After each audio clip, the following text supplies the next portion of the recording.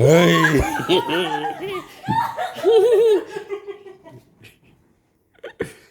ดึกดื่นแล้วก็จะมาห้อง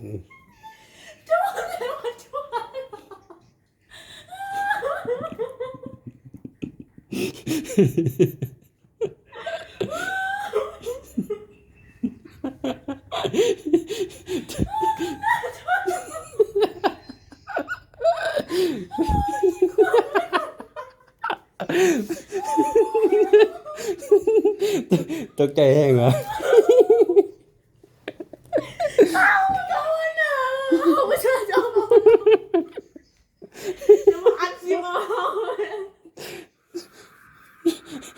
ลูกนากำลังสิมาบอกว่าเล่นได้แต่อย่าส่งเสียงดัง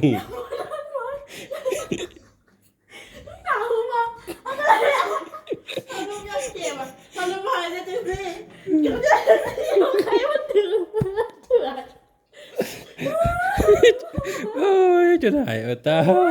ว่าจะไหนป้า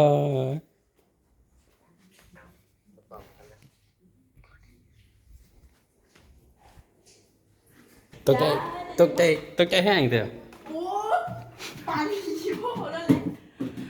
พวกอะไรเนี่ยแต่ตอนนี้เขาได้เก็บดิจังซี่ บ่แม่นลูกกำลังสิมาบอกว่าแม่บัวก็อยู่เอ้ยดาวก็อยู่เจ้าห้องอยู่นี่เสียเงินไปห้องเอ้ยดาวเข้าใจบ่ได้ยินอยู่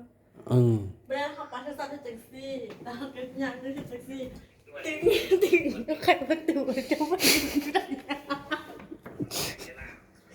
จะมาอยู่ได้ไงเขาเลยตึง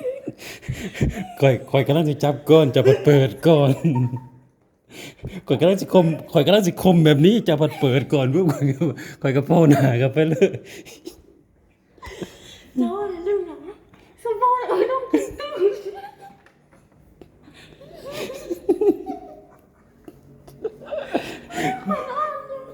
จะบอกตอนแรกจะไปตั้งเหรอ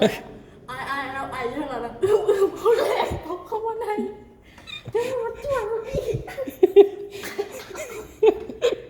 บ่แม่นบ่ย่าข่อยย่างกลับมาจะเว้าเสียงดังนะเพราะว่าเอ้ยดาวก็นอนแม่บัวก็นอนมันบ่ว่าสิบอกว่าเล่นเกมน่ะเล่นได้แต่อย่าส่งเสียงยามนอนข่อยก็ย่างเข้ามาข่อยกำลังสิคมจะเปิดข่อยก็โพหน้ากันไปจังข่อยก็ตกใจคือกันแล้วแต่ข่อยก็รู้สึกว่าโพหน้ากันไปเลย ลูกเกือบไม่วันนี้เกือบได้แล้วออกจากบ้านลูกแล้วเข้ามาเลยสิเก็บตัวสิแป๊บน้องก็เลยเข้า ข่อยก็ข่อยกำลังสิคมมันนี่กำลังสิคม บอกจะป้าอายเขา เจ้าก็ดึงไปเลยข่อยก็โพหน้ากันไปเป็นนอน จะพูดกับมันจะยืนจะยืนจะพูดกับมัน กำลัง ใจว่าตาย ไปนอน ปินเดี๋ยวจะเอาลงเดี๋ยวอายเขา